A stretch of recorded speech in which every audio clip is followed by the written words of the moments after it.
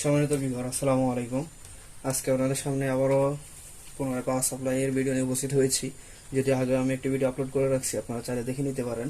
এটিতে কী প্রবলেম ছিল ওই বিষয়টা ওই ভিডিওতে দেখানো হয়েছিল।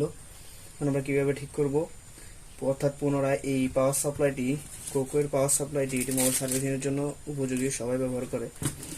এই পাওয়ার সাপ্লাইটি আমরা কীভাবে পুনরায় রেডি করব সম্পূর্ণরূপে ওই ভিডিও নিয়ে উপস্থিত হয়েছি। আমি আগের ভিডিওতে বলেছিলাম আমার এখানে ট্রান্সফরমার প্রবলেম ছিল, পাশাপাশি এখানে আমাদের একটি মাইক্রোকন্ট্রোলার আইসি ছিল, ওই আইসিতে প্রবলেম ছিল। এখন আমরা এই ডিসপ্লের অর্থাৎ ভোল্টেজ এবং কারেন্টের যেই, এটা হচ্ছে ভোল্টেজের মিটার, এটা হচ্ছে কারেন্টের মিটার। এখানে যে মিটারটি ছিল এই মিটারটি ডিসপ্লেটি আমরা ব্যবহার করব না, তার পরিবর্তে আমরা এরকম একটি ভোল্ট মিটার ব্যবহার করব। শুধুমাত্র একটি ভোল্ট মিটার ব্যবহার করব। এই ভোল্ট মিটারের মাধ্যমে আমরা কারেন্ট এবং ভোল্টেজ দেখতে পারবো। এটি লাগবে আমাদের জন্য। আর আগে যে সার্কিটে ছিল মেইন ভোল্টেজকে ভেরি করার জন্য এটা, এমনকি বিভিন্ন স্টেপে ভোল্টেজ নেওয়ার জন্য যে সার্কিটে ছিল এটি আমরা ব্যবহার করব। এবং এখানে আপনার নবগুলো ছিল, সিলেক্টরের যে ভেরিয়েবলের নবগুলো, এগুলো লাগবে।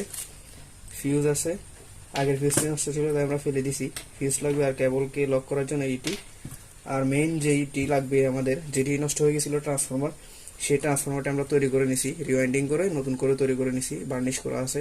যদিও বার্নিশটা এখনো শুকায়নি ভালোভাবে, আমার পাওয়ার সাপ্লাইটির প্রয়োজন, তার কারণে আমি আপনার ভিডিও তৈরি করতেছি এখন। এখানে আমাদের এসি 220 ভোল্টের ট্যাপিং হচ্ছে এটি। আর এখানে আমার ইউটিউব চ্যানেল নাম দেওয়া আছে, আপনারা চাইলে ইউটিউব চ্যানেল ভিজিট করে আসতে পারেন ইটি সেন্টার লিখে। আর এখানে আউটপুট আমাদের স্টেপ ডাউন হয়ে এসি 30 ভোল্ট এবং কি 30 অর্থাৎ এটা 30, এটা 0 ট্যাপিং, এটি হচ্ছে 30-এর ট্যাপিং। অর্থাৎ এই দুইটাতে ধরলে আমরা 30 পাবো এবং কি এই দুইটাতে ধরলে আমরা 30 আউটপুট ভোল্টেজ পাবো এসি। আর আমরা যদি এই দুইটাতে ধরি 60 ভোল্টের কাছাকাছি আমরা এসি আউটপুট পাবো। এখন আমাদের এখানে যেহেতু 30 ভোল্ট আমাদের সোর্স দরকার, আমরা সহজে আপনাদেরকে একটি কথা বলে রাখি, সার্কিট পেলে আপনার এখানে কত ভোল্ট সাপ্লাই লাগবে কিভাবে বুঝবেন। আপনার সোর্সের পরবর্তীতে রেকটিফায়ার হয় যে ক্যাপাসিটরটি থাকবে ফিল্টার করার জন্য, সেই ক্যাপাসিটরের ভ্যালু দেখে আপনারা সহজে বুঝতে পারেন কত ভোল্টের ট্রান্সফরমারের প্রয়োজন হতে পারে। যেমন এখানে 35 ভোল্ট 2200 মাইক্রোফ্যারাড লেখা আছে, এখানে ভোল্টেজটা ম্যাটার করে, অর্থাৎ ভোল্টেজের উপর ট্রান্সফরমারের ডিজাইন হয়। এই ভোল্টেজটা এখানে 35 ভোল্ট আছে, তার মানে আপনার ফিউজ ডিসি হওয়ার পরে 35 ভোল্ট পর্যন্ত একটি বৃদ্ধি পায়। এটি 35 ভোল্ট দেওয়া আছে, আমরা এখানে 30 ভোল্ট রাখছি ট্রান্সফরমারটি, আশা করি আমাদের কাজ চলবে। এখানে আমরা 30 ভোল্ট রাখছি, এখানে এই কারণে আমরা 30 ভোল্টের ট্যাপিংগুলো বের করছি। চাইলে আমি এখানে আপনাকে এসি ভোল্টেজও দেখাতে পারবো, পরবর্তীতে দেখিয়ে দিব, আগে আপনার ভিডিওটি কমপ্লিট করে দেখাই। এখন আমরা মূলত সর্বপ্রথম এই সার্কিটটি লাগিয়ে নেব। আর এখানে আমাদের পাওয়ার সুইচটি আছে, এই যে পাওয়ার সুইচ আমাদের ওকে আছে, আমরা পাওয়ার সুইচ লাগিয়ে এখানে কানেকশনগুলো করব। সর্বপ্রথম আমাদের এসি ইন হবে, এসি ইন হয়ে ফিউজে আসবে। আমি এগুলো লাগিয়ে নিই, ফটাফট লাগিয়ে আপনাদের দেখাচ্ছি। এখন আমি লাগিয়ে আপনাদের সার্কিটটি বসিয়ে দেখাবো, কানেকশনগুলো আমরা পরে করব।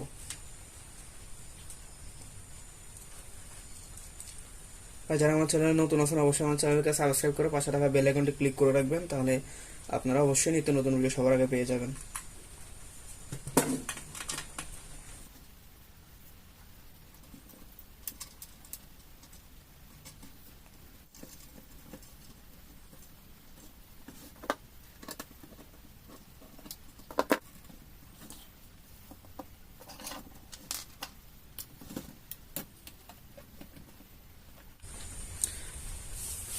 এখন আমরা এগুলো লাগিয়ে ফেলবো একে একে সবগুলো। এগুলো লাগানো কমপ্লিট করার পরে আমরা ট্রান্সফরমার বসাবো, ইত্যাদি বসিয়ে ইয়ে করবো। কিন্তু তার আগে আমাদের ট্রান্সফরমার মার্কিং নেওয়াটা উচিত, এটি ভুল হয়েছে আমার, আগে মার্কিং করে নেবো। যদি এটি নতুন ট্রান্সফরমার ডিজাইন করে আগের সাথে মিলবে না, তাই আমরা ট্রান্সফরমারটা একবার বসিয়ে নিই।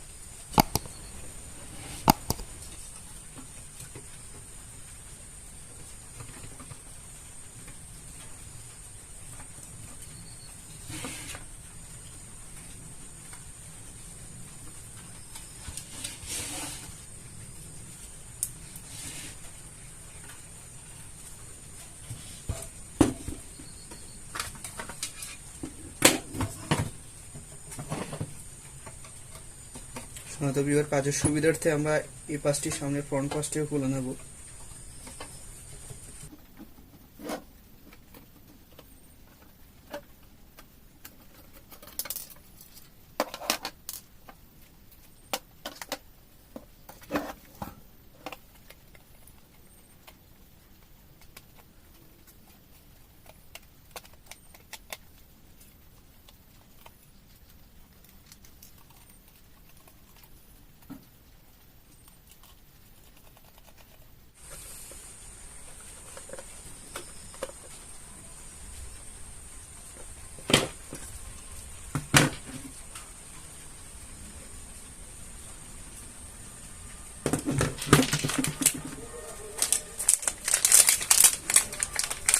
আমরা এখন এই মিটারটি ব্যবহার করব, এটাতে এটা এখানে আউটপুট দেবো না, আমরা সরাসরি মিটারটি ব্যবহার করব।